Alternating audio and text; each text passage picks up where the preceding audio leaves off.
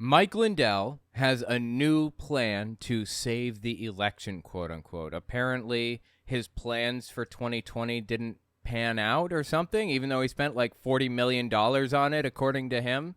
But he's got it this time. He's got it. He's created a new device. It's a wireless monitoring device. You bring it in any precinct, any polling thing. It'll pull it'll show you the cell phones online. It works on cellular, internet too, everything. Here's what the device looks like. He calls it a WMD. Zoom in on this here. Just a little plastic box, looks like, basically. Let me tell you what it does.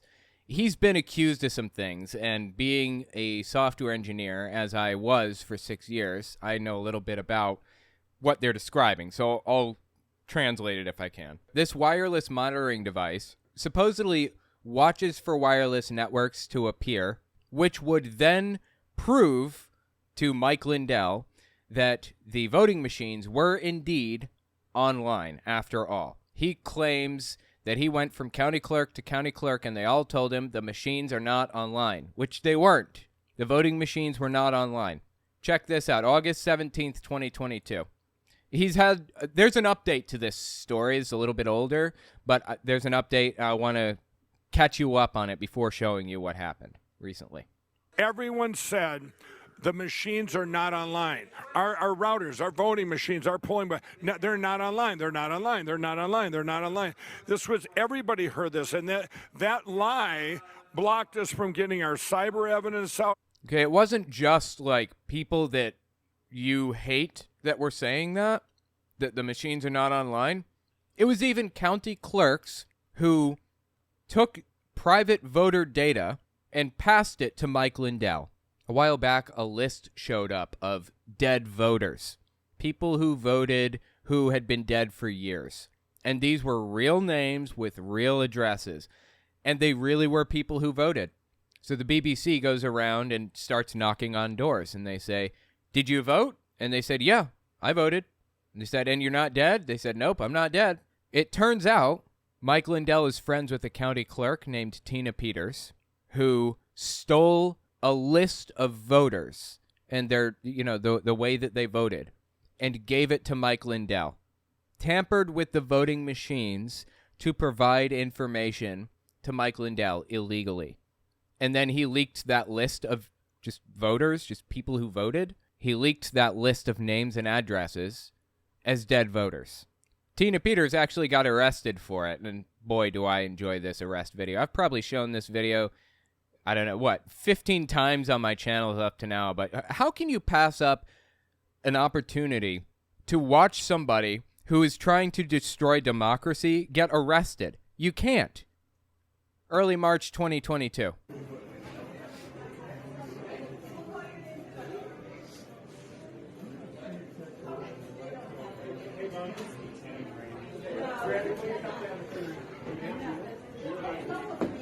That's her with the blonde hair and the little, the red outfit or whatever. And what's even more disturbing about this is that she knows these cops. She knows these people that are arresting her right now. She calls them by their first name because she's in government. She's involved in this stuff. So many conflicts of interest here. It's ridiculous. Corruption to the core on Mike Lindell's side, on Donald Trump's side. Corruption to the core. She thinks she got like 7 felonies or something. Let go of me. Let go of me. Let go of me. Let go of me. Oh no. Let go of me. Dude, I eat this up. This is like my sustenance right here. It hurts. Let go of me.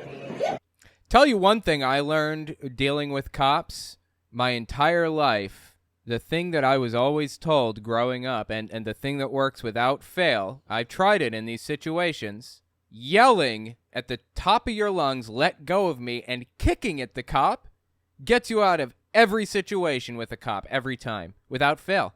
The cop says, "You know what? You're right. I don't want to be kicked at or yelled at. This is just like hurting my feelings. So I'm just going to let you out of these handcuffs now and let you go free." Every time it works. Just try it. Don't try it. I'm joking. Oh Stop it. Sorry. No, let go of me. Yes, you are, Caleb. You hear that? Yes, you are, Caleb, calling him by his first name. Give me my key to my car.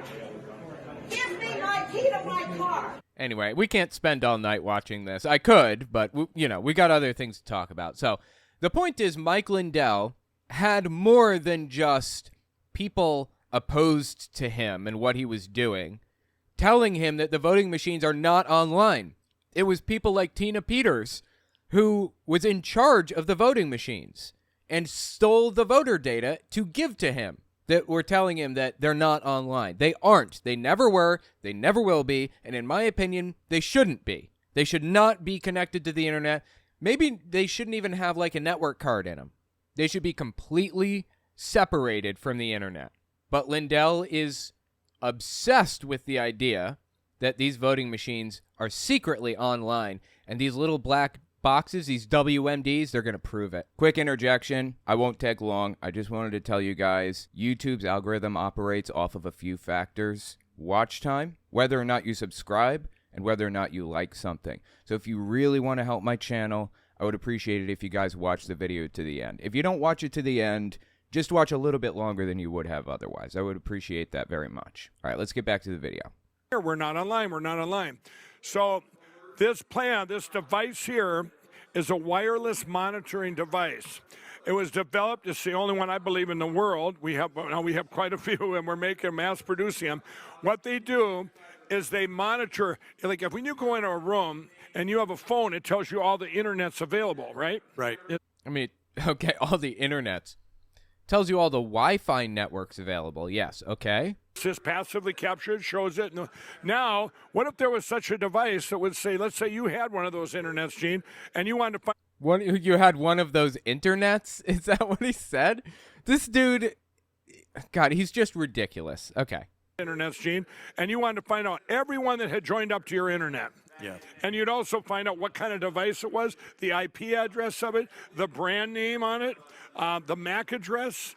If I told you that, you'd go, wow, that'd be pretty cool. Yeah. Well, I mean, that's totally 100% possible. It's not even hard to do.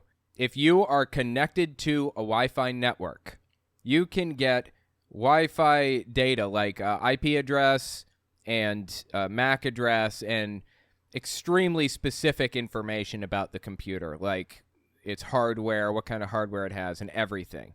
If that computer is connected to a network and you also connect to that network, then you can be fed that information. That's correct. What Mike Lindell is not telling you is that you cannot get that information about devices connected to a network unless you are also connected to that network.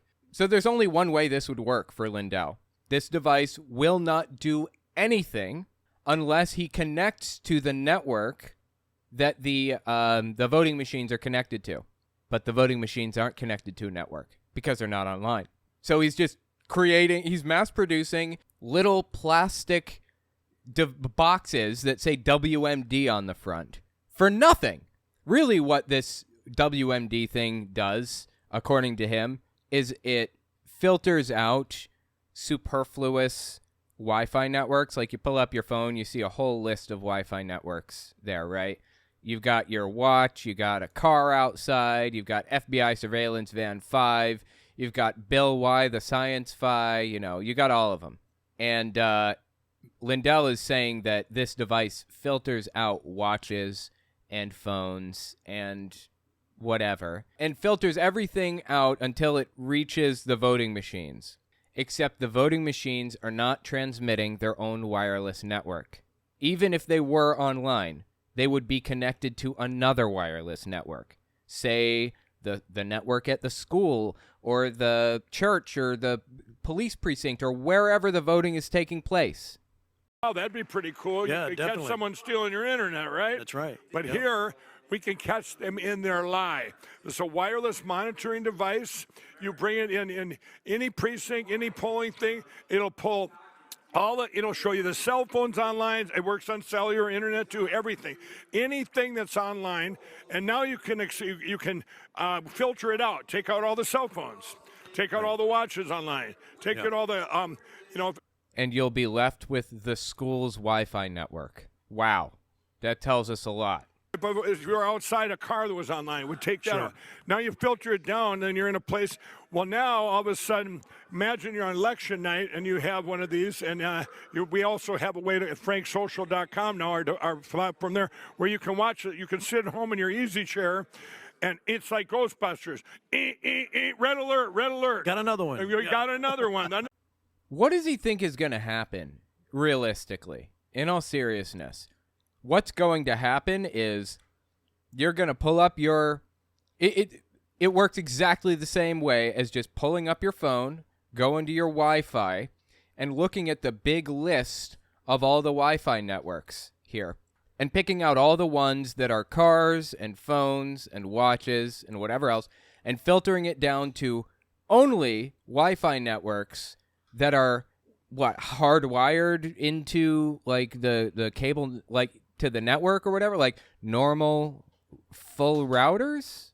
Is that what he's talking about? I mean, those are all over the place. You'll probably get 2 of them from each neighbor when you're at this police precinct or wherever it is they're doing the voting. This makes no sense at all. What's this device even do? Can we get, like, a technical guy to get on and explain this for us? Another lie caught, another lie caught, another lie caught. We now can police our own elections. You have to. By the way, what he's describing in software terms is called war driving, where you go around and you look for unsecured networks and you try to connect to it and so on and so forth. Yeah, that's a form of hacking, I guess. Not really hacking exactly, because you're just logging in because there's no password, but yeah, it's hacking. I think it's categorized as such, and it's extremely unethical normally. Like, I don't even know what Mike Lindell is thinking or talking about. Is this legal? You have to be like 100 yards. Is that right? Yeah, it doesn't matter. You Somewhere bring them right around in the there. room. You know, Right the in the clerks will room. probably want to have one, you know. Yeah, give one to every clerk. Yeah. Oh my God, dude. It's insane. Okay, so that brings us up to a recent clip that he released. Late October 2023, he's been accused of attempting to hack voting machines with these little WMDs. Oh my God, dude. I hope somebody sues him to prevent these WMDs from being in the precinct. Seriously, I really hope that. I don't want his stupid little wireless devices anywhere near my voting systems or what I'm voting on or whatever. Nowhere near it. Late October 2023 brought an expert on to talk about this. Well, we've got these devices. Everybody, by the way, everybody, you need to support the plan. Go to LindellPlan.com or go to Lindell Offense Fund at 800-598-6747. Jeff, these devices, it's been said that they can hack in and do things on within the internet. That's what Mike Lindell was getting at. Yeah, they can hack in. And if they don't hack in, they're useless. They do nothing for anybody. They're not going to be able to get any data unless they're connected to the same network as the voting machines, which aren't on a network. So they're useless. He just spent how much money? Millions, certainly, right? 20 million, 30, 40, 50, 100 million? I don't know. How many millions did he spend on a little plastic brick that does nothing for anybody? Is there really any wonder that this guy is completely broke now? Within the internet, isn't it true these devices are legal, that they just detect when a device comes online? They are completely legal. They are completely passive, as we say, meaning that they listen just like your cell phone does, just like the routers on the internet do. They don't change any data. They don't hack into anything. They don't. In that case, they will, at the very best, be able to detect Wi-Fi networks nearby. Is there a software engineer in the chat who can verify or who can confirm or deny the possibility that it can detect Wi-Fi packets or detect a Wi-Fi connection between 2 devices? Is that possible?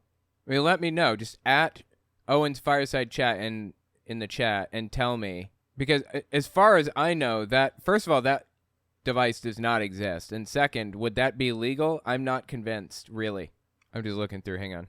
You can't legally do that without permission. I'm seeing here. You're correct, Owen. There isn't. That's what I thought. Because wait, he isn't. Only if it has Wireshark integrated. Wait, Wireshark integrated into?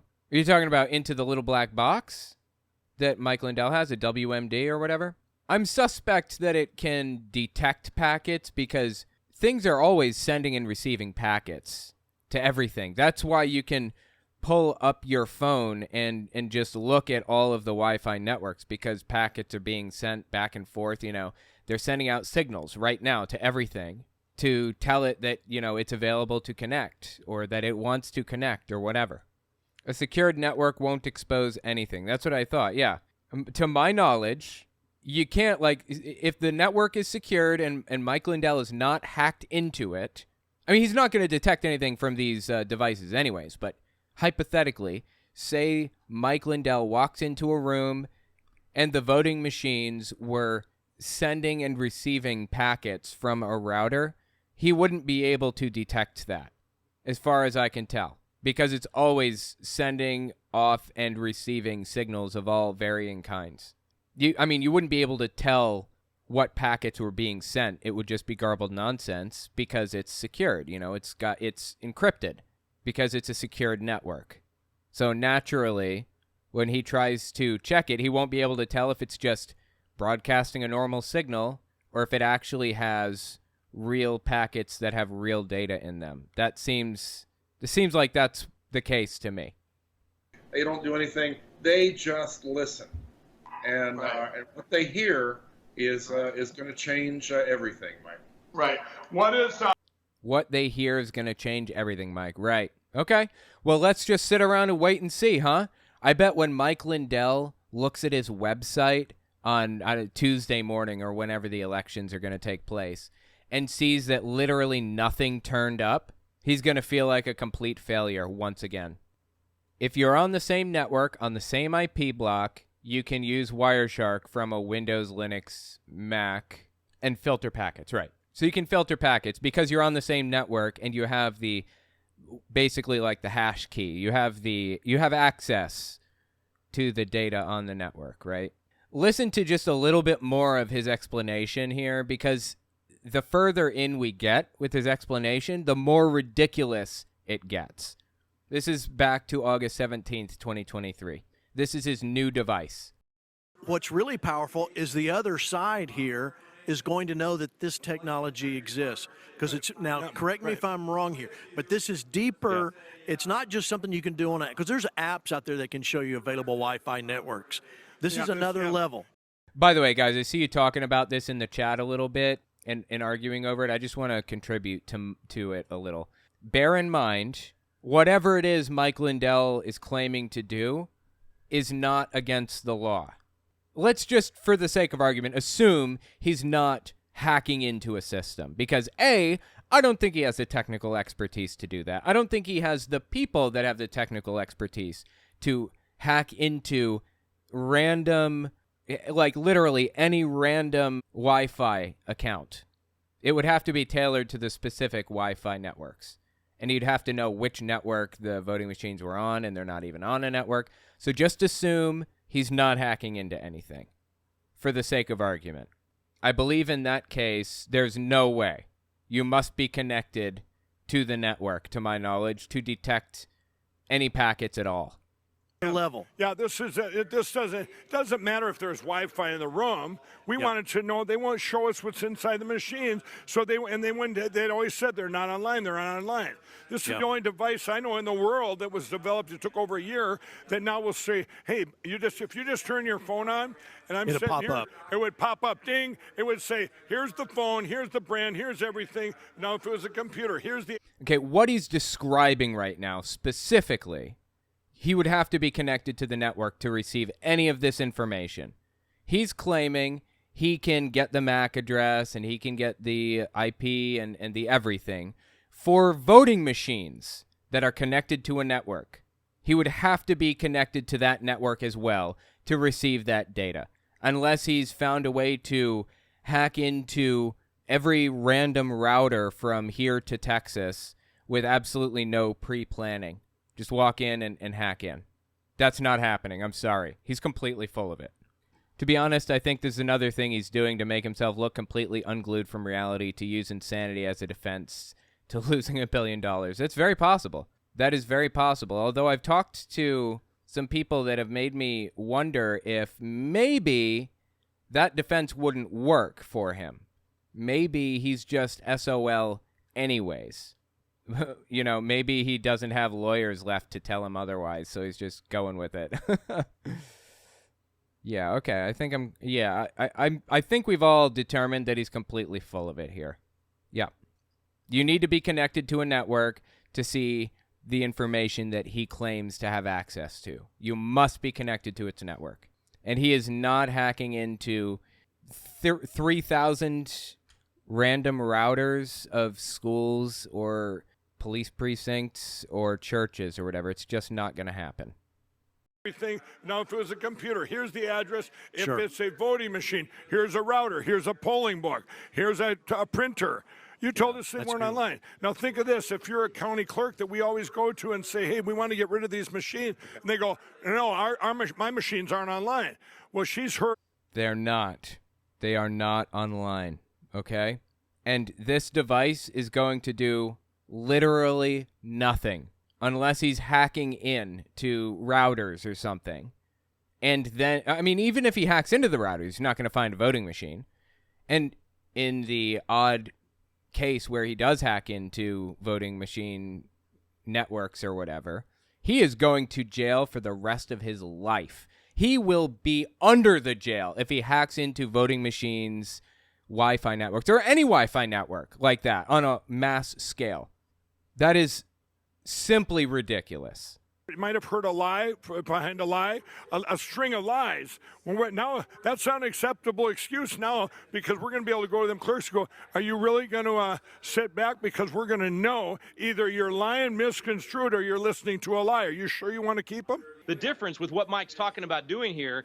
This is Rick Green. He was a congressman for a short time, I think a state congressman, and he was trying to get a judgeship, and he lost, and then he sued everybody and claimed that they defamed him, and that's what caused him to lose. Anyway, he's just a ridiculous dude. Now he owns a thing called Patriot Academy, claims to be a Constitution coach. In reality, he's a far-right extremist Christian nationalist. So anyway, let's hear his input on this. Again, not computer scientist, doesn't have any clue what's happening or what's being said or anything. Difference with what Mike's talking about doing here. When Pat Colbeck called me on election night at 3 o'clock in the morning, No idea who that is. he had discovered the Ethernet cables coming out of the election boxes and everything, but he had no way to prove it. What Mike's offering right here. Election boxes. I'm sorry. Wi-Fi cables. Ethernet cables coming out of election boxes. Okay. Interesting. Ethernet cables, you say. Keep that in the back of your head for a second. Mike's offering right here. If we end up in that situation again, no longer does Pat have to try to explain what he saw without the technology and the evidence. He's going to have it. No, that is not right. You know why? Because this WMD, wireless monitoring device, detects wireless networks. It does not detect devices that are connected through an Ethernet cable. If it's hooked up to Ethernet, by definition, it's not wireless. These people are so dumb, they don't know how dumb they are. And I'm not trying to insult. That's not what this is about. This is not an attempt to insult anybody. I'm just trying to give an honest, objective assessment of what's going on here. There's a thing called Dunning-Kruger. A lot of people have heard of this probably, but let me give a little more context to Dunning-Kruger you may not be aware of. Dunning-Kruger is the idea that you know so little about a subject that you don't know what you don't know. Originally, it was supposed to be applied to cases, specifically, this case was being studied for Dunning-Kruger. A guy saw that lemon juice could act as an invisible ink. If you write on a piece of paper with lemon juice, put it in the microwave, it bakes it and changes the color, and you get a secret message on the paper. So this guy, not knowing how this worked, believed that it made things invisible, and he put lemon juice all over his body and tried to rob a bank, thinking he was invisible. That is Dunning-Kruger, really. It wasn't originally intended to apply to cases other than that, like very extreme cases, but colloquially, just commonly, it's come to mean something very different. Now it's like these people are formulating conspiracies about subjects that they know nothing about. Nothing. They know so little about these subjects, they don't know how little they know. And they create these wacky, bizarre conspiracies out of nothing. I mean, this should tell you something, right? They created conspiracies in the exact same way, with the same lines of logic and the same lack of factual information at their disposal. They formulated conspiracies like that about the 2020 election. This should be all the evidence you need to know that these people are, if not acting in bad faith and outright lying to us, completely clueless, have no idea what's going on around them, and don't even realize they have no idea what's going on. Dude saw an Ethernet cable coming out of a voting machine, supposedly, and he thinks a wireless monitoring device is going to blow the lid off of this story. Really. The Lionheart, former network engineer here. 1, device must be on the same network, connected to it, in order to see what's being sent or received. 2, if it's just a Wi-Fi scanner, it's DOA. I assume that means dead on arrival. Yeah, that's what I thought. Even so, this is called packet sniffing, and it's illegal in most jurisdictions. If Mike Lindell is mass-producing these devices, and they're actually doing something illegal, oh boy, isn't he a world of hurt. He's already in a world of hurt. He's facing down billion-dollar lawsuits, multiple. And not to mention all criminal trials that are probably already on their way. And not only will Mike Lindell be in a world of hurt, but so will all of the county clerks who did his bidding and use these devices or whatever. So worst case scenario, what he's doing is illegal. Most likely scenario, he's just looking for Wi-Fi networks. That's it. He's just doing war driving, just looking for Wi-Fi networks and then claiming that this Wi-Fi network has the voting machines on it. Can't access it, but I know it's there. Just a joke, man. Seriously. Just a joke. Let me know what you think about it in the comments. And to play us out, as Bill O'Reilly would say, let's just listen to this woman scream and kick at cops as she's arrested for election tampering, for actually stealing private voter data and giving it to Mike Lindell in an attempt to overturn the 2020 election. It hurts. Let go of me. Give me my teeth. Oh, stop it. Sorry. No, let go of me. Yes, you are, Caleb. Give me my key to my car. Give me my key to my car. Give me my key to my car. Give it to me. Give me my key. Take my purse. Just for good measure, since I mentioned Bill O'Reilly a minute ago, let me pull that puppy up. Hang on. Let me see if I can find it. That's tomorrow. And that is it for us today. Okay, I don't know. Whatever it is, it's not right on the teleprompter. I don't know what that is. I've never seen that.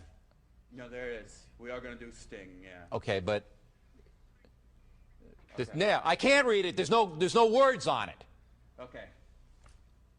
Ready? Sure. There's no words there. To play us out.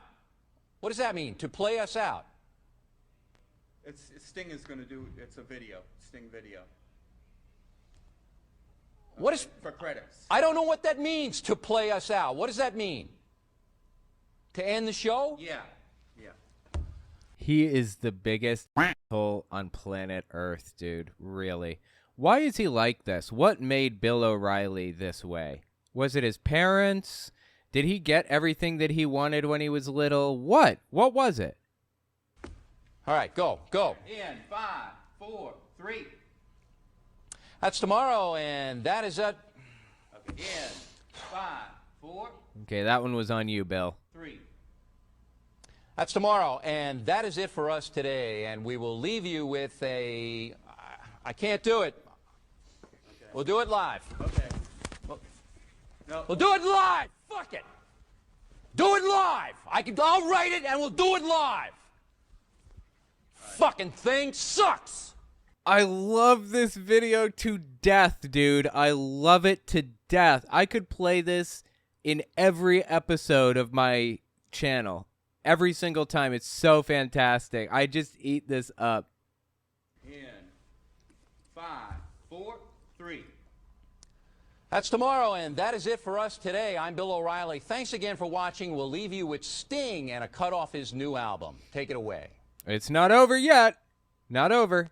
Now he stands up and throws his pen, rips his jacket off.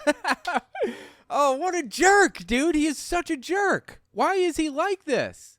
Honestly.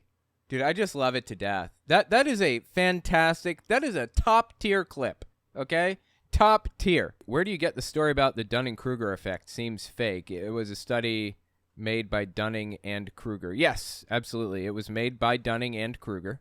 Wait, let me see if I can source this. Yeah, no, it happened. It's real. I was reading about it in a book. I think the book was called Incognito, The Secret Lives of the Brain by David Eagleman. He's a neurologist and I don't know what he is exactly. He's psychology and neurology, stuff like that. On January 6, 1995, MacArthur Wheeler and Clifton Earl Johnson robbed 2 banks in the greater Pittsburgh area at gunpoint. This is a New York Times article that's archived, June 20th, 2010. It's titled The Ansogenics Dilemma, Something Wrong, But You'll Never Know What It Is, Part 1, if you want to look it up. At 2:47 p.m. at the Swissville branch of Mellon Bank, one of them stuck up the teller with a semi-automatic handgun, while the other waited in line. They left together after obtaining $5,200. Equivalent to $10,000 in 2022. Wow, is it really worth life in prison for that much? The other robbery took place at Fidelity Savings Bank in Brighton Heights. Neither robber wore a mask or otherwise attempted to disguise, and they'd instead applied lemon juice to their faces. According to Wheeler, Johnson had told him lemon juice would make one invisible to security cameras. Although initially skeptical, he'd tested the method by covering his face with lemon juice and capturing an image of it with a Polaroid camera. As he was missing from the resulting photograph, he trusted the method would be effective. Interesting.